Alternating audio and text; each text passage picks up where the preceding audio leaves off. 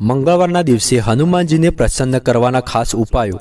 મિત્રો, પ્રાચીન શાસ્ત્રોમાં મંગળવારના દિવસનું ખૂબ જ વિશેષ મહત્વ આપવામાં આવ્યું છે। આ દિવસનો સ્વામી મંગળ ગ્રહ છે। મંગળને યુદ્ધ ઉર્જા, પ્રેરણા, વીરતા અને માનસિક તથા શારીરિક ક્ષમતાના દેવતા માનવામાં આવે છે। એટલું જ નહીં, પરંતુ મંગળવારના દિવસે હનુમાનનો દિવસ પણ કહેવામાં આવે છે।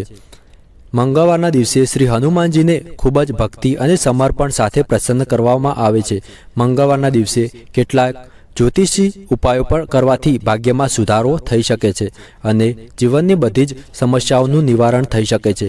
આપણા શાસ્ત્રોમાં મંગળવારથી જોડેલા કેટલાક વિશેષ નિયમો પણ છે અને આપણે એ નિયમોનું પાલન અવશ્ય કરવું જોઈએ। શાસ્ત્રો અનુસાર કેટલાક એવા કાર્યો છે જે મંગળવારના દિવસે ભૂલથી પણ ન કરવા જોઈએ। આ કામો કરવાથી મનુષ્યને તેના જીવનમાં માનસિક અશાંતિનો સામનો કરવો પડે છે।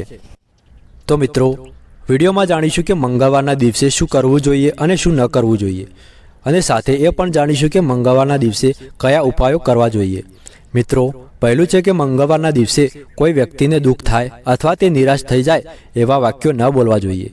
કોઈના માટે પણ નકારાત્મકતા અને નિરાશા વ્યક્ત ન કરવી જોઈએ અને આ દિવસે આવું કરવાથી અશુભ પરિણામ ભોગવવું પડે છે। શાસ્ત્રો અનુસાર મંગળવારના દિવસે જાદુ, ટોણા અથવા તાંત્રિક ક્રિયાઓથી દૂર રહેવું જોઈએ। આ પ્રકારના કામો કરવાથી જીવનમાં નકારાત્મકતા આવે છે અને અશાંતિ વાતાવરણ નિર્માણ થાય છે તથા સમાજમાં આપણી બદનામી થાય છે। મંગળવારના દિવસે કોઈના વિશે કોઈ ખરાબ ભવિષ્યવાણી પણ ન કરવી જોઈએ અથવા કોઈના ભવિષ્ય અથવા કોઈ ભવિષ્યથી જોડાયેલી કોઈ ખોટી વાત પણ ન કરવી જોઈએ। એનાથી તમારા જીવનમાં ખૂબ જ અશુભ પરિણામ આવી શકે છે। શાસ્ત્રો અનુસાર વ્યક્તિને કોઈ બીજા વ્યક્તિની નિંદા કરવાની આદત ન હોવી જોઈએ। ખાસ કરીને મંગળવારના દિવસે કોઈની પીઠ પાછળ તેની વાતો કે તેની નિંદા ન કરવી જોઈએ। આવું કરવાથી પણ તમારે તેનું નકારાત્મક પરિણામ ભોગવવું પડે છે। મંગળવારના દિવસે કોઈની પણ સાથે અપમાનજનક વ્યવહાર ન કરવો જોઈએ। કોઈનું ભૂલથી પણ અપમાન ન કરવું જોઈએ। આ દિવસે દુર્વ્યવહાર કરવાથી જીવનમાં અશાંતિ અને દુર્ભાગ્ય આવે છે અને તમારા જીવનમાં એનો ખરાબ પ્રભાવ પડી શકે છે। આ પ્રકાર મંગળવારના દિવસે તમારે મન અને વાણી પર સંયમ રાખીને આ નિયમોનું પાલન કરવાથી વ્યક્તિને આત્મિકતા અને ભૌતિક સ્થિરતા અને શાંતિ પ્રાપ્ત થાય છે। શાસ્ત્રો અનુસાર મંગળવારના દિવસે આહારથી સંબંધિત કેટલીક ચેતવણી પણ આપવામાં આવી છે।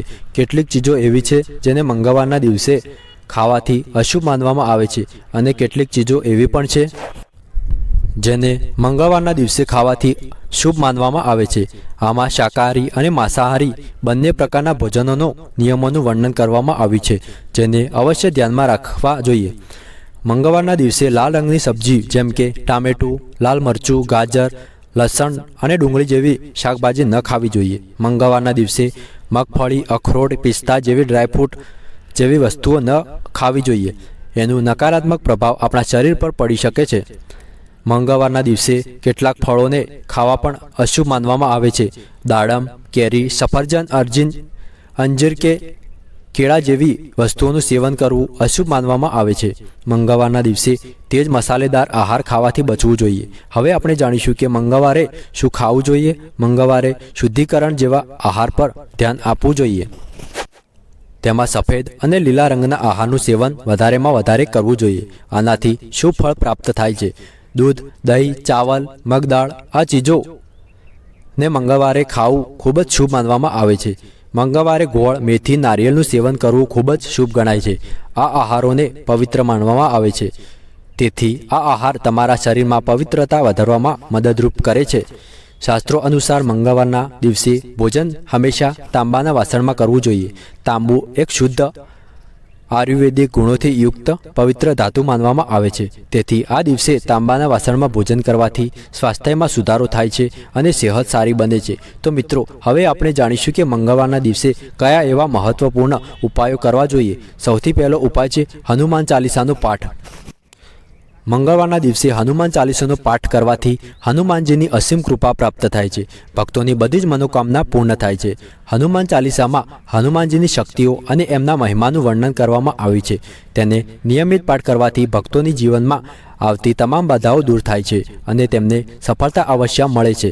બીજો ઉપાય છે હનુમાનજીની પૂજા અને અર્ચના. મંગળવારના દિવસે હનુમાનજીની પૂજા અર્ચના કરવાથી ભક્તોને શક્તિ અને સૌભાગ્ય અને સુખની પ્રાપ્તિ થાય છે.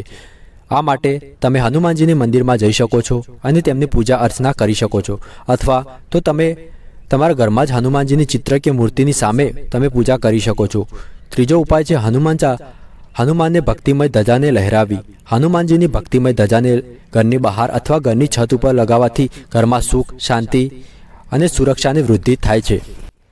હનુમાનની આ ધજા પ્રતીક્ષાનું પ્રતીકમાં હોય છે. આ તેમની કૃપાને આમંત્રિત કરે છે. મંગળવારના દિવસે આ ધજા લહેરાવાથી સંકટોનો નાશ થાય છે અને હનુમાનજીની કૃપા પ્રાપ્ત થાય છે.